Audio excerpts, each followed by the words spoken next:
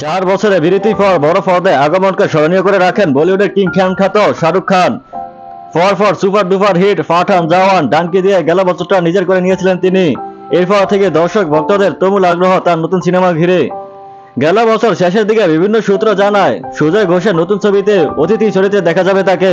পরে জানা যায় অতিথি চরিত্রে নয়, সিনেমাটির গুরুত্বপূর্ণ চরিত্রেই দেখা যাবে শাহরুখকে। এবার কিং খান নিজেই জানালেন সেই সিনেমাটি অভিনয়ের কথা। 9 আগস্ট সুইজারল্যান্ডের 77তম লোকার্নো ফিল্ম ফেস্টিভ্যালে ভারতের চলচ্চিত্র অনস্বীকার্য অবদানের জন্য বিশেষ মর্যাদাপূর্ণ ফারদওয়ালা ক্যারিয়ারা পুরস্কার জিতে নিয়েছিলেন শাহরুখ খান। সেখানে কথা প্রসঙ্গে সুজয় ঘোষের কিং সিনেমাতে অভিনয়ের কথা জানান শাহরুখ। অভিনেতা বলেন, আমি কিং বলে একটা সিনেমা করেছি, এখন সিনেমায় অভিনয়ের জন্য ওজন কমিয়েছি যেন অ্যাকশন দৃশ্যের শুটিং এর সময় আমার দুর্বলতা প্রকাশ না পায়। শাহরুখের জন্য কিং সিনেমাটি আরো একটি কারণে স্পেশাল, কারণ সিনেমাটিতে অভিনয় করেছেন তার নিজের কন্যা সুহানা খানও। জানা গেছে সিনেমাটি খল চরিত্রে দেখা যাবে অভিষেক বচ্চনকে। তবে শাহরুখ ভক্তদের জন্য দুঃসংবাদ হচ্ছে, সিনেমাটি চলতি বছরে মুক্তি পাবে না। কিং এর রাজা শাহরুখ খানকে দেখতে ভক্তদের আরো কিছুদিন অপেক্ষা করতে হবে।